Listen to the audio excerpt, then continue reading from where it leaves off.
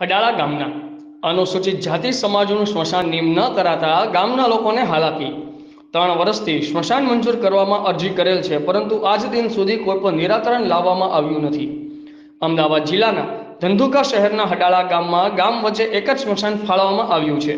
ગામના તમામ ધર્મના લોકો તેને એક જ જગ્યાએ સ્મશાન હોવાથી એકબીજાને અવારનવાર સમસ્યાઓનો સામનો કરવો પડતો હોય છે। હડાળાના અનુસૂચિત જાતિ સમાજના સ્મશાનને નિયમ કરવામાં આવ્યું નથી, જેથી કરીને ત્યાં વિધિ કરે છે ત્યાંના ગામના રહીશો ઘઉં, ચણા, ખળા નાખતા હોય છે, જેથી સ્મશાનની ગરિમા જળવાતી નથી।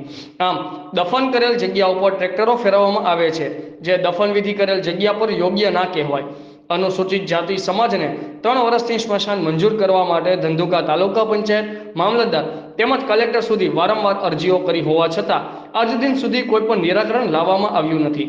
જાણે તંત્ર આંખ આડા કાન કરીને બેઠું હોય તેવું દેખાઈ રહ્યું છે। રિપોર્ટર સંજયભાઈ ઝાલા, આઝાદ મીડિયા લાઈવ, ધંધુકા।